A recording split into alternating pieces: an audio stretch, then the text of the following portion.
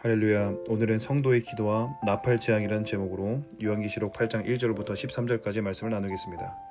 자, 요한계시록은 예수님이 재림하시기 전에 성도들이 경험하게 될 대환란에 대해서 자세히 묘사하고 있습니다. 자, 그렇다 보니 우리가 요한계시록 읽을 때면 성경에서 묘사가 되고 있는 여러 가지 환란의 모습들과 심판의 모습들로 인해서 우리 안에 두려움이 올라오기도 합니다. 그리고 이런 두려움을 틈타서 신천지 같은 이단들은 요한계시록을 자의적으로 해석하였고, 그 결과 어느새 요한계시록은 쉽게 접근하면 안 되는 금기시되고 조심하고 깨어 있어야 할, 경계해야 할 성경이 되어버렸습니다.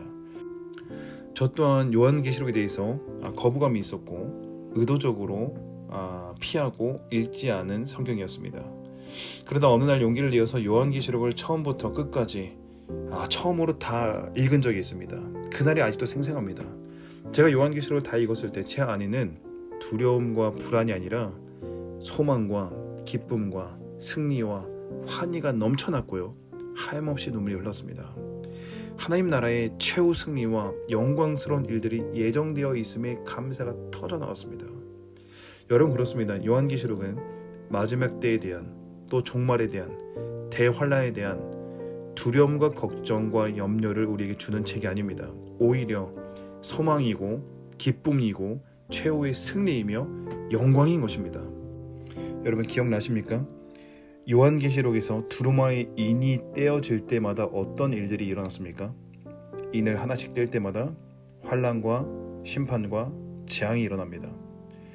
그런데 여러분, 의아한 것은 요한계시록 5장에서 이 두루마리의 인을 뗄 사람이 없는 것처럼 보였을 때 요한의 반응이 어땠습니까?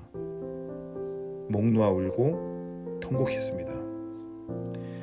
요한은 우리에게 심판과 재앙을 가져다 주는 이 두루마리 인이 떼어지는 것을 너무나도 원했다는 것입니다. 여러분, 그럴 수 있는 이유가 있습니다. 왜냐하면 심판과 재앙과 이 환난은 우리를 향한 것이 아니라 사단과 그 졸개들, 그리고 그를 따르는 자들을 향한 것이라는 것을 요한은 알고 있었고, 심판과 나를 분리하여 볼 때, 그때라야 비로소 우리는 요한의 통곡이 이해되는 것입니다.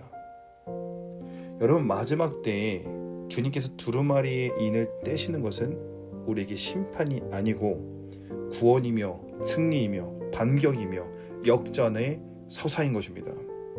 여러분, 환난과 심판과 우리를 분리하십시다. 우리를 향한 심판이 아닙니다. 사단의 나라에 대한 심판입니다. 여러분, 만약 우리가 이 성경에서 말하고 있는 요한계시록에서 말하고 있는 어떤 환난, 전쟁, 기근, 재앙, 이 각각의 하나하나에만 집중한다면 그에 대한 결과는 우리 안에 차오르는 두려움과 걱정과 불안일 뿐입니다. 오늘 본문에서 7가지 인을 떼어내는 것뿐만 아니라 거기서 끝나지 않고 7 나팔이 또한 등장하여서 지금까지는 비교할 수 없을 전 세계적으로 일어나는, 전 우주적으로 일어나는 재앙이 닥쳐오는 것을 볼 때에 여러분, 그것에만 집중되어 있다면 우리는 두려움과 불안이 올라올 수밖에 없는 것입니다. 여러분, 그런데 요한계시록 5장 5절에서 이 예수님께서 두루마리의 인을 떼시는 그 장면에서 우리에게 너무나도 중요한 영적인 포인트가 있습니다. 5장 7절을 한번 보십시다. 그 어린 양이 나와서 보좌에 앉으신 이의 오른손에서 두루마리를 취하시니라. 8절, 그 두루마리를 취하심에 네 생물과 20 장로들이 그 어린 양 앞에 엎드려 각각 검은 고와 향이 가득한 큰 대접을 가졌으니 이 향은 성도들의 기도들이라. 이 향은 성도들의 기도들이라. 성도의 기도. 여러분, 요한의 통곡과 이 성도들의 기도는 지금 일치합니다. 주님, 주의 나라가 이 땅에 임하게 해주십시오. 당시 초대교회는 로마의 압제에 의해서 고난받고 순교당하고 핍박받는 처절한 씨름이 있는 때였는데, 그들의 기도가 무엇이었겠습니까? 주님의 나라가 이 땅에 눈에 보이는 물질 세계 가운데 임할지어다. 능력으로 임할지어다. 주님, 이러한 기도가 주님 앞에 올려드리고 있는 것입니다. 요한이 목 놓아 통곡했던 바로 그 기도도 이 맥락인 것입니다. 그리고 여기에서 9절에서 또 이어서 이렇게 되어 있습니다. 그들이 새 노래를 불러 이르되 두루마리를 가지시고 그 인봉을 떼기에 합당하시도다. 일찍이 죽음을 당하사 각 족속과 방언과 백성과 나라 가운데서 사람들을 피로 사서 하나님께 드리고 그들로 우리 하나님 앞에서 나라와 제사장들을 삼으셨으니 그들이 땅에서 왕노릇 하리로다 하더라. 그들이 땅에서 왕노릇 하리로다.